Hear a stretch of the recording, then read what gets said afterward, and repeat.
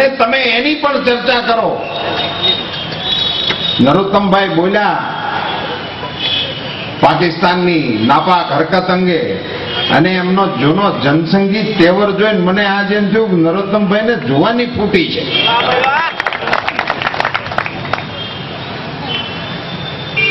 દેશના સીમાડાઓ અંગે તમે 10 વર્ષમાં શું કર્યું એનો હિસાબ આ દેશની જનતાને આપો. નરેન્દ્રભાઈની હવા છે નથી, લહેર છે નથી, એમાં દેશની જનતાને ગુમરાહ કરવાનું ના કરો. 10 વર્ષથી હિન્દુસ્તાનનું રાજ તમે ચલાવો. આ દેશના સીમાડાઓની દશા શું છે? દેશના સિપાહીઓના માથા કપાય. એક ઘડીભર માટે તમે કલ્પના કરો, એકલા હો ત્યારે માથા વગરનું શબ એના કુટુંબને સોંપાણું હોય, એની માની દશા શું થઈ હોય? એના પિતાએ એ શબ જોયું હોય ત્યારે કઈ પીડા અનુભવી હોય? એના પુત્રોએ આ જોયું હોય, એમની પત્નીએ જોયું હોય, એ કેટલી વેદનામાંથી એ પરિવાર પસાર થયો હોય. ભારતના સીમાડાની જવાબદારીઓ જેમને સોંપી છે એવા સિપાહીઓની સાથે આવું હલકટ વર્તન કરનાર પાડોશીઓની સામે ઊંચે અવાજે વાત કરવાની તમારામાં તેવડ નથી. તમે દેશવાસીઓની માફી માંગો પહેલા તો. બે બદામનું બાંગ્લાદેશ ફાયરિંગ કરે, એની હુવાવડીનો ખર્ચ આપણે ભોગવેલો. 5 પૈસા 10 પૈસા ટિકિટોમાં બધા રેલવે આપણે બસમાં ચૂકવતા હતા. એ વખતે બાંગ્લાદેશ પેદા થતું હતું ત્યારે એની કઢી ખીચડી ખાઈને પેદા થયેલું એ ગોળીબાર. ભારતની સેનાનો ખોફ નથી રહેવા દીધો તમે. મિત્રો, આપણા દેશનો નકશો તમે જુઓ ને દોરેલો, તો નીચે એક અલ્પવિરામના ટપકા જેવું લંકા છે, ને અલ્પવિરામનું ટપકું હોય ને એવું લાગે. એ આવીને આપણા તમિલ માછીમારોને પકડી જાય, મારી જાય. પધારો ડાક્ટર સાહેબ, આ તમારા જ લગ્નના ગીત ગાય.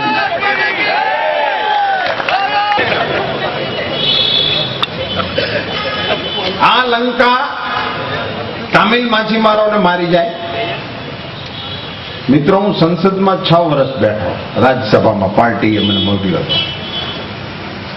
6 વર્ષ સુધી દરરોજ સંસદમાં એક દ્રશ્ય કાયમી. કોઈ તામિલનાડુના સંસદ સભ્યો હાથમાં પાટિયા લે, થોડીક સંખ્યા હોય એની, સેવ તમિલ પીપલ, સેવ તમિલ માછીમાર, આ શબ્દો બોલતા હોય.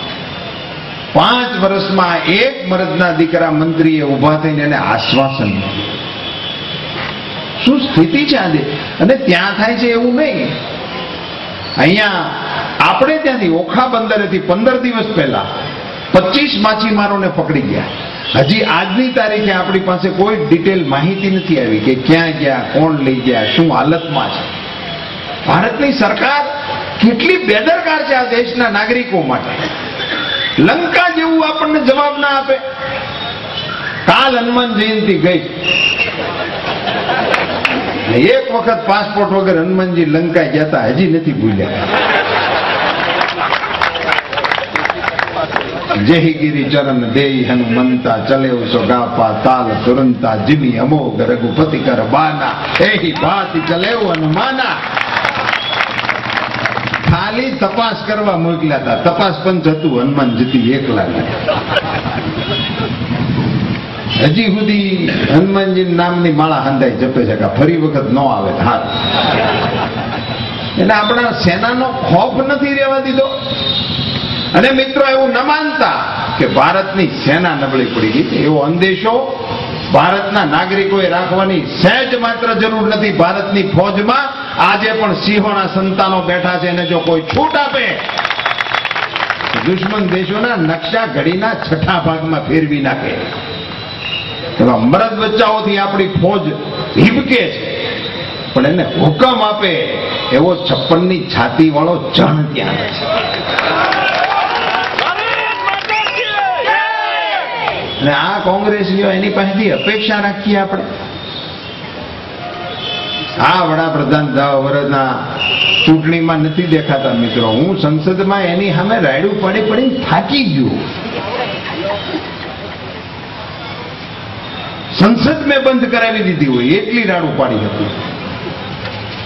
પણ એ દાંતે નો કાઢે ને ખીજાય નહીં. જમીનનું પૂતળું હોય એની સામે હું રેડ્યું પડતો એવું લાગીને આપણને એમ થાય કે આપણે તો ભરાઈ ગયા શું થયું. આ કોઈ દેશ ચલાવવાની પદ્ધતિ છે? આ કોઈ નેતૃત્વ કરવાની ક્ષમતા છે?